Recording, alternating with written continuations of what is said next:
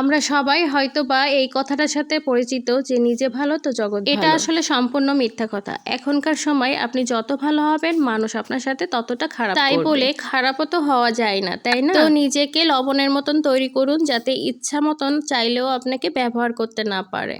Hello everyone, আসসালামু আলাইকুম, welcome to my new blog. যে যেখান থেকে আজকে ব্লগটি দেখছেন আশা করি সবাই ভালো আছেন, সুস্থ আছেন। একটি লাইক দিয়ে ভিডিওটি কন্টিনিউ করবেন। রাতে চিয়া সিড আর লেবু পানি ভিজিয়ে রেখেছিলাম আর এটার মধ্যে আমি একটু গরম পানি অ্যাড করে নিয়েছি। আর এটা কিন্তু আপনার ওয়েট লসের জন্য অনেক উপকারী, এটা আপনারা খেয়ে দেখতে পারেন।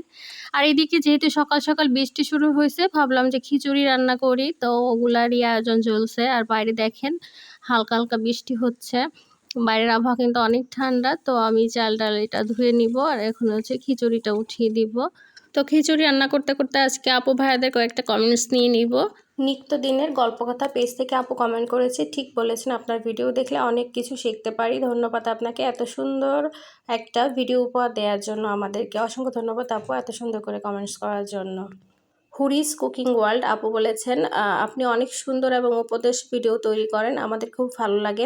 আমাদের মাঝে আরও সুন্দর সুন্দর ভিডিও তৈরি করবেন, পাশে আছি, ইনশাল্লাহ থাকবো। অসংখ্য ধন্যবাদ আপু এত সুন্দর করে সাপোর্ট দেওয়ার জন্য। ইনশাল্লাহ চেষ্টা করব আরও সুন্দর সুন্দর ভিডিও আপনাদের মাঝে দেওয়ার জন্য। সাদিয়া পারভিন কণা আপু বলেছেন, আপু সবসময় তুমি ভালো ভালো কথা যেগুলো মেনে চলতে পারলে আমরা নতুন ইউজাররা যারা আছি তারা সফল হতে পারবো। আপু তোমাকে অসংখ্য ধন্যবাদ এমন মূল্যবান কথা আমাদের সাথে শেয়ার করার জন্য। শুভকামনা রইল তোমার জন্য, ভালোবাসা, অবিরাম। থ্যাংক ইউ আপু, তোমাদের এত সুন্দর সুন্দর কমেন্ট কিন্তু নতুন নতুন ভিডিও তৈরি করতে উৎসাহ দেয়। আর এইদিকে আমার খিচুড়িটা হয়ে গেছে আর এখন টেবিলে দিয়ে দিব, সবাই খেতে বসবে। আর এদিকে হচ্ছে বৃষ্টি কমছে আর দেখি যে আমার আম্মু চলে আসছে, আম্মু আসছে। তো আম্মু হচ্ছে ওদের জন্য আম নিয়ে আসছে। আর প্রতি বছর আম্মু কিন্তু এই আম আর রাজশাহীর এই আমগুলো আমাদের বাসায় পাঠায়।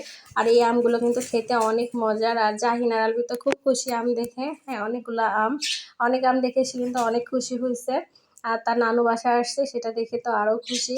আর তার নানু যখন বাসায় আসে তখন চলে যেতে চায়, তখন কিন্তু তার ব্যাগটা সেরে রাখে আর বলে, নানু তোমার ব্যাগটা কিন্তু ভূতে নিয়ে গেছে। হ্যাঁ, তো সে অনেক খুশি হয়েছে তার নানুকে পেয়ে।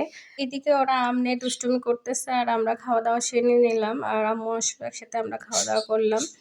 তো আমগুলো কিন্তু খুবই সুন্দর আর এই আমগুলো খেতে অনেক মজার। তো আম্মুকে বললাম এতগুলো আম আমার কিন্তু সারতে অনেক কষ্ট হবে। তো আম্মু আবার বলতেছে ঠিক আছে আমি এগুলো গুছাই দিয়ে যাচ্ছি। তো আলবির রুমের বিছনার নিচে আবার ফাঁকা ছিল, তো ভাবলাম যে এখানে সাজাই রাখি। তো আম্মু নিজের হাতেই সাজাই দিয়ে যাচ্ছিল।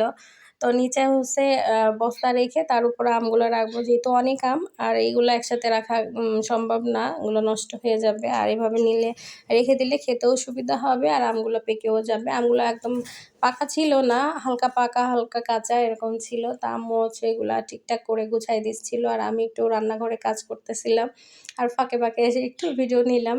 তো ওরা খুব মজাই করতেছে, নানু আসছে, খুব খুশি। তো ভিডিওটা এই পর্যন্ত, সবাই ভালো থাকবেন, আল্লাহ হাফেজ।